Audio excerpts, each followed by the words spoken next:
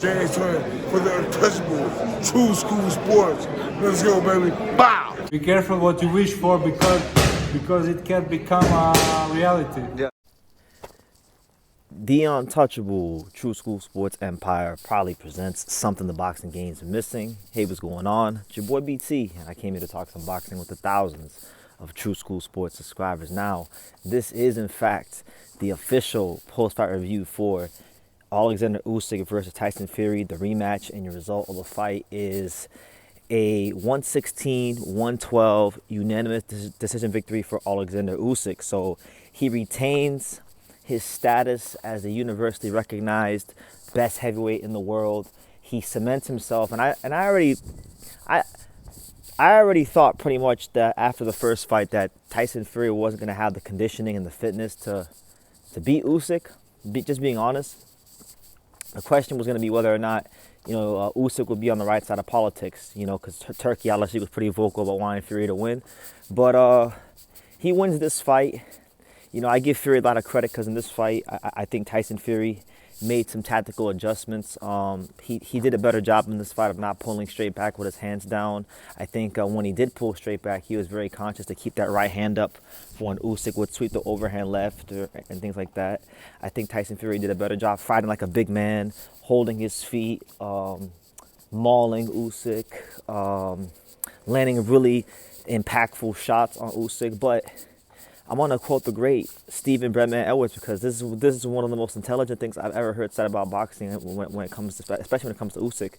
I heard the trainer Stephen Edwards, Breadman. He said that Usyk is the best fighter in boxing at winning the clutch rounds. Winning rounds in the fight that are close. And a lot of his fights are like this. If you go back and you watch Usyk's fights from the World Boxing Super Series when he was a cruiserweight, I remember the Marius Briedis fight had tight rounds. I remember Maracas if I had some tight rounds.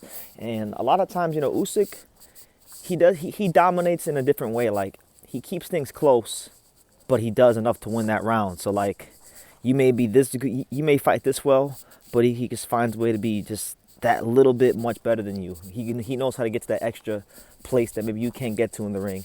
And in the case of both Fury fights, I think that the difference with Usyk and Fury in this fight and the first fight was Usyk's activity. Fury I think was landing the more significant shots, the shots of higher consequence, the shots that you'd want to land as the bigger man. But he couldn't build enough off that to diminish the volume of Oleksandr Usyk. Whenever these rounds were close, Usyk knew when to let his hands go. He knew how to find those pinpoint, precise shots on Tyson Fury. I think, this version of Tyson Fury was good, a very good fighter. Could probably beat 95% of the heavyweights in the division. I'm not sure if he beat Daniel Dubois at this point, but, still elite as can be. But Tyson Fury, these two fights of him were not going to beat Usyk. He just doesn't throw the volume, and he doesn't have the agility anymore because of the weight he's been fighting at and his condition, physically speaking, over the years. Now, the Tyson Fury that fought Vladimir Klitschko in 2015, that version of Fury with the speed and the size he had at that time, the elusiveness at that time, that guy could have did something with Usyk and beat him. But it's just the activity wasn't enough. Durability was good, the IQ was good, the tactics were good, the intent was there. He did everything well. Like Tyson Fury has nothing to really be ashamed of with this loss because I think he performed well. It's just at the end of the day, sometimes in life you run into somebody who's better than you, and sometimes you run into somebody where you have to acknowledge that you are in fact in the presence of greatness, and that's what we're in, ladies and gentlemen. When you talk about Oleksandr Usyk, you're in the presence of greatness. You're in the presence of the undisputed cruiserweight champion. You're in the presence of the undisputed heavyweight champion.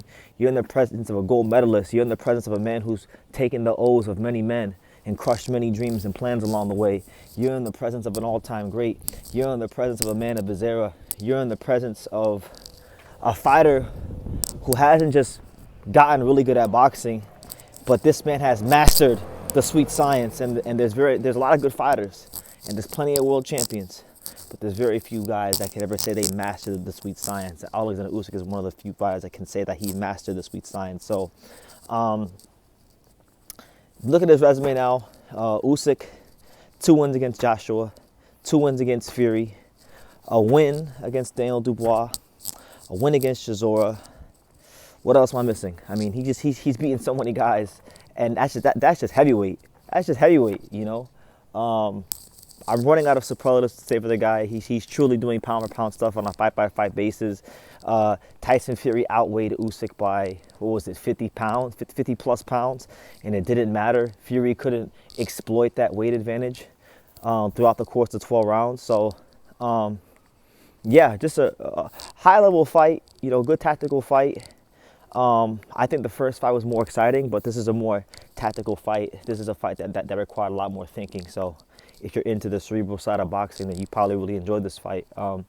But as far as Tyson Fury, I mean, I'm not sure where he goes from here. I'm not sure if he's going to retire. You know, the only fight I could see really left for Tyson Fury, just being honest, is the Anthony Joshua fight. That's really the last one to do. I think both of them have come to the end of the road. Both of them are not going to ever reach their peak form ever again. I think that much we know. I think we all know it's kind of the end of that whole era, that Wilder, Joshua, Fury era, which is kind of funny because Joseph Parker is the best one still going from that era, you know, so it's funny how things work out. But, yeah, I think that's the last fight for him he's got to do. If he wants to box at the highest levels, I think the last fight for him to do is the Joshua fight. I think they both owe it to the British public to go ahead and do that fight, and you know, just do that fight, because you know it's better that they do it and then say, you know, who would have won or have regrets or what ifs, you know. So that's really all I can see. You know, he came up short twice against the best man of his era, so there's no shame in that. You know, he's not gonna ever recapture the form from 2015 against Klitschko or the 2020 version of Wilder. That guy is just not there. I think time has just taken its course, and him not living that life as a fighter has taken its course. And yeah, I'll just say that about him. I love Tyson Fury. Tyson Fury has been great for boxing. He's one of my favorite fighters. He's one of the few fighters, even though he's not American, he's one of the few fighters in boxing, period, that was able to move the needle at all in the USA. So I always respect him for what he's done for boxing in America, boxing in the UK, and just boxing overall. But he's not better than Usyk, and that's been proven again. I don't think this fight would, I know people are going to say they could have seen a draw. There definitely was enough close rounds where you could have, maybe if you gave some of those rounds to Fury. But the thing is, like, my thing why I can't give Fury a lot of these close rounds, and the reason why a lot of guys don't win close rounds against Usyk, is because Usyk finds a way to outwork them and land the eye-catching shots at the critical moments down the stretch of rounds. It happens all the time. I mean, when you guys go back and you watch this fight, or you go watch any close Usyk fight, I want you guys to watch, like, every time the round is close, just look at when he's landing these critical shots down the stretch in the rounds. It's ridiculous how uncanny his ability to do this is. So he did it in this fight. He's done it his whole career, and that's why he's a future first ballot Hall of Famer. That's why he's an all-time great. And as far as what's next for him, look, man, he could have retired after the first Fury fight, and he would have been an all-time great. He would have been a first ballot Hall of Famer. Now it's just like the cherry on top, you know. So that being said, you know, he's actually, I think Usyk might have did something. You know, I have to think about the history of boxing, but he might have did something here that I don't think we've ever seen, which is, you know, a guy cements himself as the man in a division as a smaller heavyweight. You know, because, like, I mean, Evander Holyfield has one of the greatest heavyweight resumes of all time, but, you know, people will still say from that era that Lennox Lewis was probably the man. You know, and he did lose to Riddick Bowe 2 times, and depending on who you ask, he lost Riddick Bowe 3 times. So it's like, as great as Holyfield is, and you guys know I love Holyfield. I built part of this channel from interviewing Holyfield and Riddick Bowe, but you know, he didn't accomplish what Usyk accomplished as a heavyweight, as far as, you know, being a smaller guy who didn't just become a heavyweight champion or dominate the heavyweight division, but a guy that is without question the man. He's without question the man of his era. And I don't think a guy, especially fighting in this era of guys who are 6'6", 6'7", I don't think there's ever been a time where the naturally smaller man came up and dominated this way in the heavyweight division. It hasn't happened, and if it has, you're probably talking about going back to the days of like the 1900s before there was even film. So we can't even, that's the kind of like dominance he has that, you can't even really find any historical reference of a guy who is this damn small for the time coming up and beating naturally bigger guys who are natural heavyweights. Usyk is not a natural heavyweight. He had to eventually grow into heavyweight. If you remember, Usyk looked like trash against Derek Chisora. The funniest thing about all this is Derek Chisora is the guy that's probably given Usyk his toughest fight at heavyweight. And a lot of people, I remember very clearly back in 2020, almost 5 years ago, I remember a lot of people were questioning about Usyk and how good he could do at heavyweight. And I think he's answered every question and then some. So all-time great, first ballot Hall of Famer. And honestly, look, I know a lot of us love Inoue. I know a lot of us here love Crawford. But if we're talking about the true definition of pound for pound, he's fighting Tyson Fury, who's outweighed him like 50, 60 plus pounds on 2 occasions. And he's beat him twice. That's pound for pound. Going undisputed at cruiserweight and then going undisputed at heavyweight, which is probably one of the hardest jumps to make in boxing. That's pound for pound, So for me, for me, Usyk is clearly the #1 pound for pound. You can debate who's #2 between Crawford and Usyk.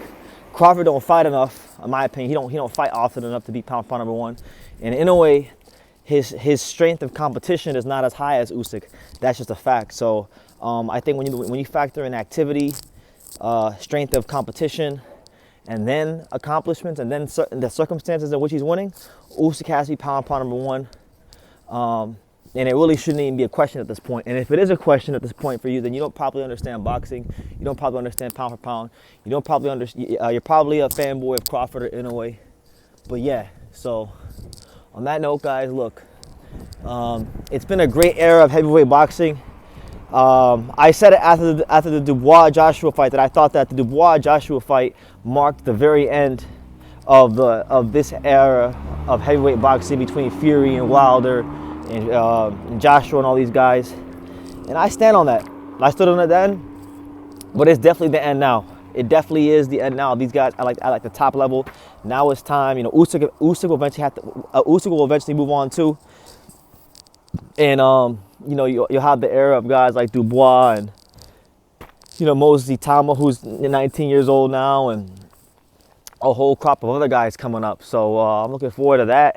But I really have enjoyed the Usyk, Fury, Joshua, Wilder, Joseph Parker era, because these guys have all been fighters I've covered a lot, made a lot of videos about, got a lot of views off of, grown my channel off these guys. So, I'm very appreciative for their contributions to boxing and the great nights they've given us. But yeah, I'm rambling. Listen, guys, I had the same scorecard as the judges. I was scoring round by round. I think they got it right. I already know there's gonna be cries from some people of robbery, of corruption, because that's always how it is in close fights, in close big fights. But I think the right people won. I think the right guy won, and he cemented himself as an all-time great, even further in Oleksandr Usyk. So I want to know what you guys think. What did you guys think about the fight? What do you think of Fury's game plan? I thought Fury did well. I thought Fury was brilliant in this fight in spots, but he just, again, he couldn't keep up with the pace and the activity of Usyk over the course of a 12-round fight, and he couldn't win those crucial moments down the stretch in the close rounds. So that's how Oleksandr Usyk fight is. Usyk kind of reminds me of the Florida Panthers in hockey. Shout out to the Stanley Cup champion Panthers. They're the same way. They keep these games nice and tight, and you think it's close, but they find a way to win those crucial moments, like they did in the Stanley Cup against Connor McDavid and the Oilers. Very, very similar to Usyk and the Panthers. So anyway, I digress. You guys, leave your comments down below. Make sure you guys take the time to subscribe. And like I say in every single one of these videos, you can love me or you can hate me, but I'm just a kid from Daniel. So until next time, take care. Thank you for watching another video on the untouchable True School Sports Empire. For more great boxing content just like this, make sure you guys click right over here. Keep watching my boy BT put on the best interviews out here.